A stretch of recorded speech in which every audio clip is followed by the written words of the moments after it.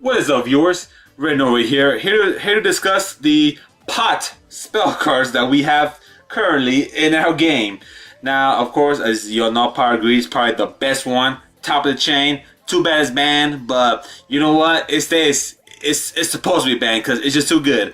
But anyways, here's my ranking from worst pot to best pot. Let's get to it. First off, we got Pot of Generosity, which states, return 2 cards from your hand to your deck, then shuffle your deck. So let's see. So you play 1 card, return 2 cards. Oh, by the way, yes, you must return 2 cards, which does state it's not optional.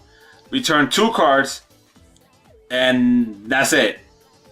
So let's say in your opening 5 hand, you play this card. You put 2 back, shuffle deck. You now have 2 cards in hand with nothing on field. Yeah, you usually went -3 on that. I've never seen this card played. I've never have. I can't even think of any obscure plays why you would want to play this card. There are cards like Reload, Magic Mallet that lets you reshuffle your hand and redraw, which is still a -1. Don't get me wrong, but at least you can redraw. This one just doesn't let you redraw, so it's like, I don't know about this, man. I don't know about this, man. I don't know. It's a card I've never seen played. Never. Pot of Benevolence. Select 2 cards from the graveyard and shuffle them into their owner's deck.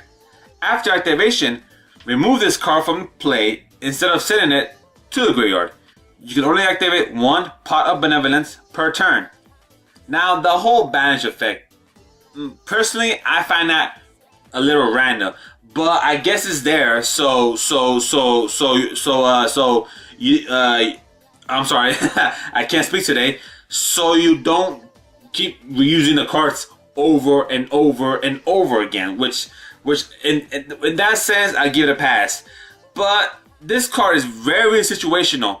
Yes, I know there are cards that players want in their graveyard because it's most beneficial in the graveyard, and this card kind of eliminates that threat. So with that said, this card is alright. Like I said, it's very situational though. So again, I hardly saw it ever played. Pot of Acquisitiveness, which states, oh, by the way, it's a quick play, so that's good. But with that said, it states, target 3 banished monsters, shuffle all 3 into the deck, then draw 1 card. You can only activate 1 Pot of Acquisitiveness per turn. Yeah, so use 1, you draw 1, and you shuffle 3 banished monsters to the deck. So it's not really a profit per se. It's a quick play, so it can be played during your opponent's turn. And again, it don't have to be 3 of your banished monsters. It could be any 3 banished monsters. So I can see this being a counter per se against Omega. I'm just throwing it out there. I'm just throwing it out there. This could be a counter, but Omega is just 1 card. You need 3 monsters to play this card. So I don't know about that. But again, it's a play 1, get 1. So it's a neutral card. So it's alright. I mean, I don't think I'll ever play it personally, but if you do, more to you. Then we got Pot of Riches. Shuffle 3 Pendulum monsters into a deck from your graveyard and or face up in your extra deck. Then draw 2 cards. You can only activate 1 Pot of Riches per turn. You cannot spell summon the turn you activate this card, except by Pendulum Summon. Alright, so you shuffle 3, draw 2. So instantly it's a +1 instantly. But then the clause states that you cannot spell summon except by Pendulum Summon. So basically, I mean, I wouldn't call this a staple. At first glance, yeah, when it came out, yeah, you would think, oh crap, okay, so this is a staple card in all Pendulum decks. But in reality, it's not because of that clause that you can't spell summon the turn you activate that card except by Pendulum Summon. But most decks that use Pendulum monsters, they do stuff after the Pendulum Summon, like Synchro plays, Fusion plays, Exceed plays, just things in that nature. Even nowadays, Link plays. I mean, I don't know. People still play Pendulums in Link format, but who knows? But yeah, but like I said, yeah. I mean, it's a profit. Don't get me wrong, but still, I don't know. Like I said, like it's not a staple. It's more of a tech per se. So yeah, so if your Pendulum deck can actually get around with only Pendulum Summoning that turn, you'll be alright. You'll be alright. Then we got Pot of Dichotomy, which states, at the start of your main phase 1, target 3 monsters with different types in your graveyard. Shuffle all 3 into the deck. Then draw 2 cards. You cannot conduct your battle phase the turn you activate this card. Now, personally, I did play this card. Oh, why is Power Limits there? Power Generosity twice. Hold on. Am I? Did I miss a pot? Did I miss one? Hang on. 1, 2, 3, 4, 5, 6, 7, 8, 9. I did miss one. Oh, hang on. Which one did I miss? Let's see. That's there. Oh my god, this is sucks. Oh, I told him it's Paul Duarte. Oh man, what a dummy. I'm a dummy. My bad. Like I know that said 9, but there's only 8 cards there. Oh my god. Well that sucks. But anyways, back to Pods Economy. It's a card that I personally played back in the day. I like it because when you think about it, there's not a deck out there, at least from what I've seen, that's not all one type of monsters, and that's including the extra deck. You know what I mean? Because some monsters are considered staples in the extra deck. So and they're not always the same type of monster that's in the main deck. So whoa, get that out of my face. Get that screen out of my face. But with that said, yeah, so any deck can potentially run this card. Of course, with the downside is that you must play it right away during your main phase 1, and you cannot attack that turn. So yeah, so there's that downside, but it's a +1. I mean, I like it personally. I like it. I mean, I'm not sure if it's quote unquote slow nowadays, because every turn you must attack. Like it's a necessity. I mean, to an extent. But I gotta say, but I like it. It's a good card. I like it. Paul Duarte, the card I completely forgot about, and I can't believe it. Damn. Which states, excavate, which is the same as reveal. Excavate the top 3 cards of your deck, add 1 of them to your hand. Also, after that, shuffle the rest back into your deck. You can only activate 1 Paul Duarte per turn. You cannot spur summon during the turn you activate this card. Now, when this card came out, man, it was hype. It was like the card to get, and it was crazy because every deck back in the day played this card. Yeah, it was just insane.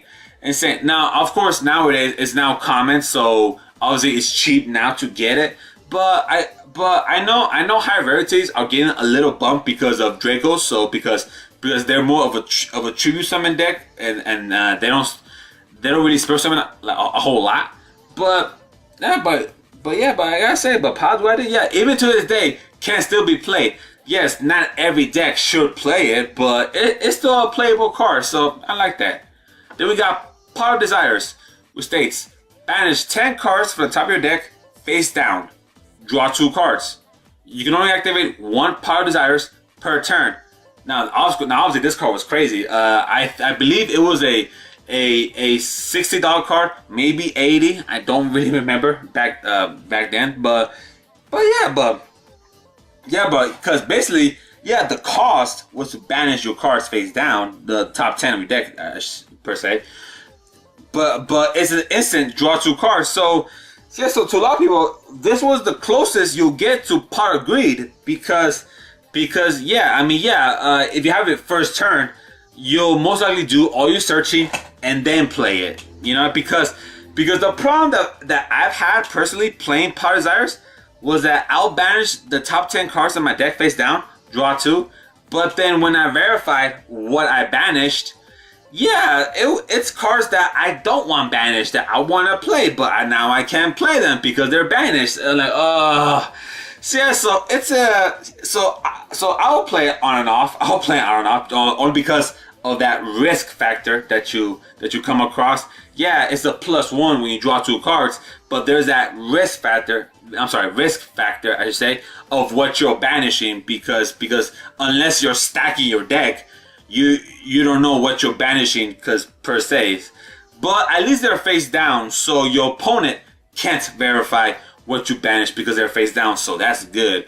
But again, I like it. It's an amazing card. Even till now, I think it's an amazing card. But there's still that risk factor, you know. There's still that risk factor. So yeah.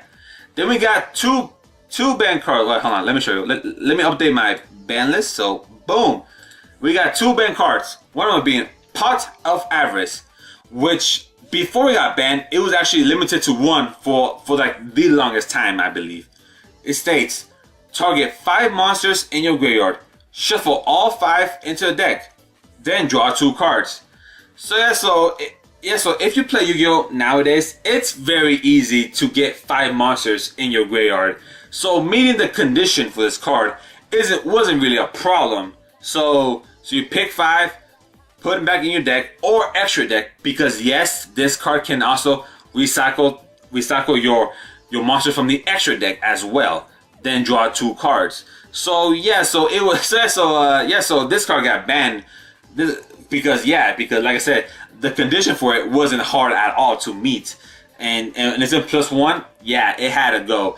I know this card was popular in the wind-up days, during the whole wind-up loop. How if you had Pot of Avarice, then that basically meant that your opponent had no hand to start with in the game. So yeah, so that was kind of annoying. But yeah, then we got the Pot of Greed, which is without doubt probably the shortest text of any card in this game.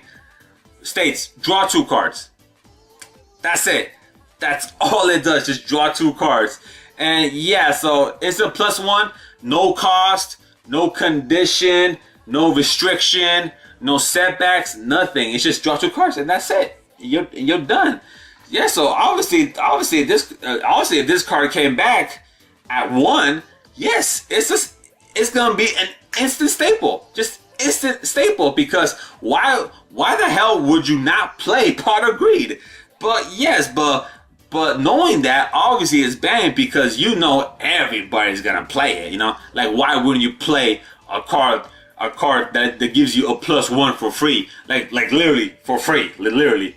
But yeah, but I gotta say, like of course, if you ever play Yu-Gi-Oh like in traditional format or a limited or what do you call it? Yeah, of course, every deck you'll see there will play 3 Pot of Greeds. Like, why would you not play Pot of Greed if you're playing in traditional? But yeah, but if it did come back at 1, that would be insane. You know what I mean? That would be insane, because you will see it in every deck profile, maybe in every game. Well, not every game, because it's at 1, so you might not always see it. But yeah, but can you imagine this card coming back? Can you just imagine this card coming back? Wow, like it will be just a staple instantly. All right, guys. Well, that's enough about me rambling about the 9 pots, not 8. The 9 pot spell cards we have in the game, and my opinion on them, how I view them, if they're good or not, how I value them, would I play them? You know what I'm saying? Just things like that. Just things like that. All right, guys. And well, with that said, see you next time. I'm RedNova. Have a good day. Peace.